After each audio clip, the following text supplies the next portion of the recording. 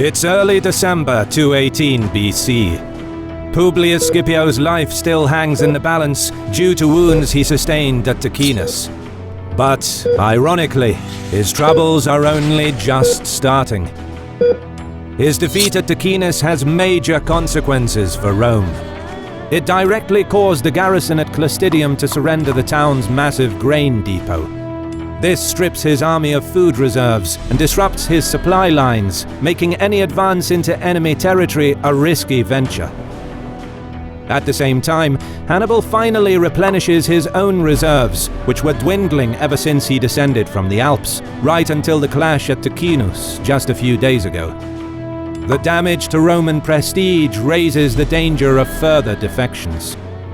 What's worse, Gallic tribes are flocking to join Hannibal, enthused by his ability to defeat the Romans and his softer administrative touch. Scipio has no option but to retreat, realizing he is deep in hostile territory. He marches to Placentia and makes camp across the Po River. Hannibal pursues and catches up 2 days later.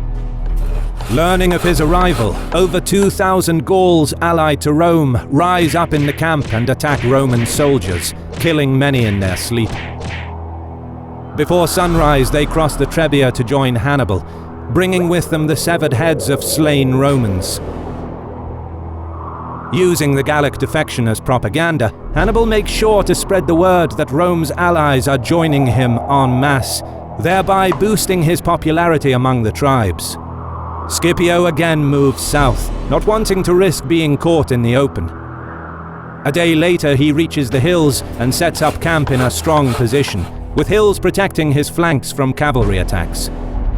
Then he settles in and waits for reinforcements. By mid-December, the two consuls join forces.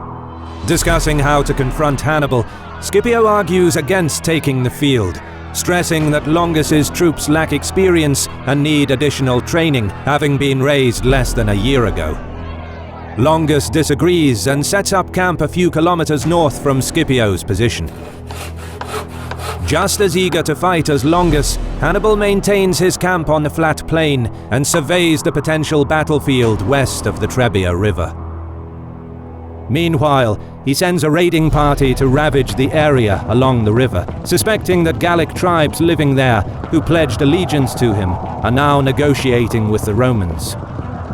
It's unclear if the Gauls intended to betray Hannibal, but with their villages now being raided, some of the tribesmen appeal to the Romans for help. Longus promptly sends 1,000 velotus across the river to attack the raiders. With Hannibal's troops scattered across the area and encumbered by plunder, Roman troops start picking off small groups of Carthaginians, quickly routing the raiders. Seeing this, troops on duty outside Hannibal's camp rush to the aid of the retreating raiding party. The fighting is fierce, as both sides want to prove their superiority, but the Roman velotus are soon forced into a fighting retreat. The skirmish escalates rapidly, spreading across a large area. More and more troops from each side join in. Pockets of clashes develop as neither side is able to shore up its ranks. It becomes apparent that the chaotic skirmish might turn into a full-scale battle that neither commander will be able to control. Hannibal takes the initiative. He stops sending more troops into the fray, trying to avoid a battle that he did not plan and can do little to influence. He then audaciously rides out in person and rallies the scattered troops. He pulls them back and arrays them in a line outside the camp. The Romans advance, but Hannibal restrains his men from charging the enemy. The Romans too halt their advance, refusing to attack the well-positioned Carthaginians, who can now be supported from the camp with projectiles and fresh troops. The day draws to a close. Hannibal demonstrates his shrewdness by not committing to an uncertain battle, and by restraining his troops, he exhibits what he would become so famous for: his extraordinary ability to exercise control over his army. Romans retire towards their camp, satisfied at scoring a victory against Hannibal's troops, their morale and confidence partially restored. Longus, who is described by sources as having an aggressive temperament, shows his eagerness to do battle as soon as possible. He won't have to wait long.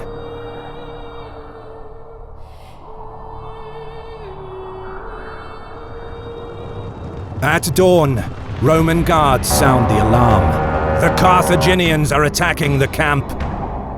Awoken to projectiles flying over the palisades, Roman troops are ordered to get ready for battle. On empty stomachs, the men rush to form up in front of their tents in frigid conditions. Longus sends all 4,000 of his cavalry against the Numidians, closely followed by 6,000 Velitus. But the Numidians soon break off. As the fighting moves north, the fast cavalrymen engage in hit-and-run attacks. Longus marches out with the rest of his army to meet the enemy. Heavy infantry forms into 3 columns, each some 3.5 kilometers long. They lag behind the cavalry and Velitus, but make steady progress. Numidians continue to avoid a direct confrontation with the Roman cavalry and Velitus. Meanwhile, Hannibal gathers his officers to lay out his plans. He offers words of encouragement and orders them to ready the men for battle. Well-rested and well-fed, Carthaginian troops take to the field. To the east, the skirmish continues. Numidians find themselves backed against the Trebbia.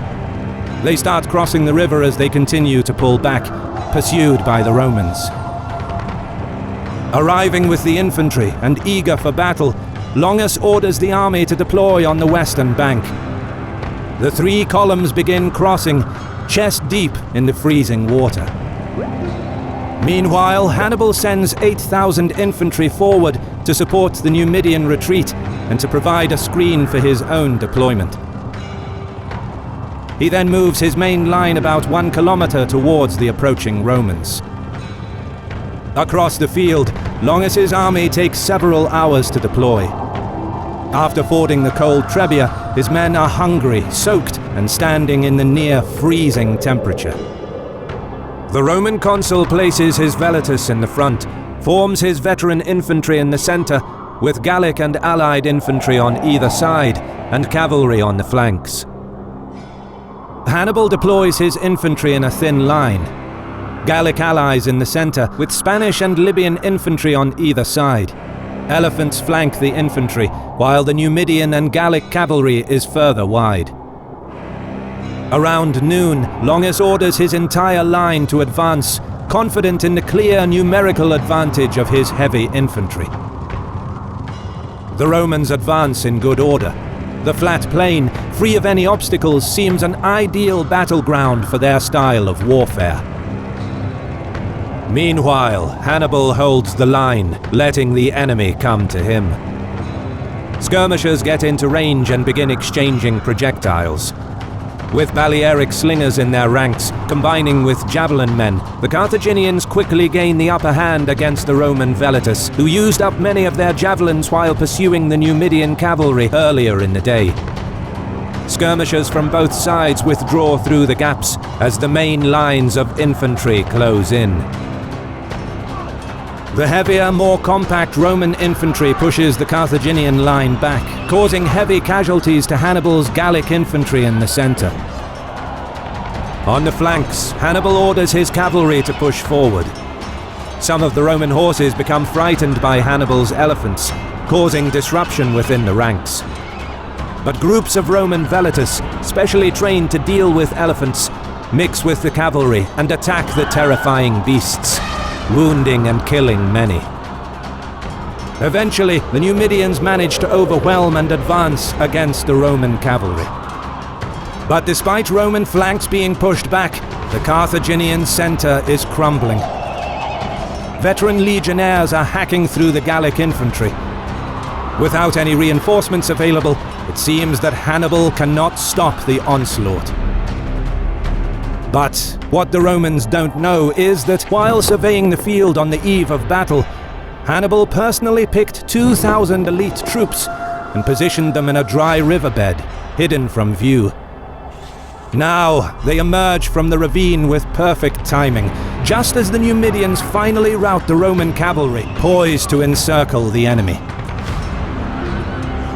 Hard pressed from the front by elephants, Carthaginian infantry and skirmishers, the wings of the Roman infantry buckle as the Numidians attack their rear. Meanwhile, Hannibal's center collapses as the veteran Roman heavy infantry cuts right through the Carthaginian line, still unaffected by the encirclement thanks to their discipline and organization. However, realizing the battle is lost, the legionnaires retreat back across the river to Placentia, maintaining their battle formation. Roman casualties are heavy, likely around 28,000 dead or wounded, while the Carthaginian losses are much lower, between 3,000 and 5,000. Losing most of his elephants, possibly all but one, is the only major loss for Hannibal at Trebia. In just a matter of weeks, Hannibal outperformed both Roman consuls with superior planning, near-perfect coordination, and control of his troops. News of the defeat rocks the Roman Senate and causes widespread panic among the population. The damage to Roman prestige persuades many more Gauls to join Hannibal. Additional attacks on Roman outposts and towns cause further disruption, before cold weather finally forces armies of both sides into winter quarters. But, as Hannibal's devastating campaign in Italy gains momentum, a seemingly minor event in Iberia could threaten the Carthaginian war effort in the long run.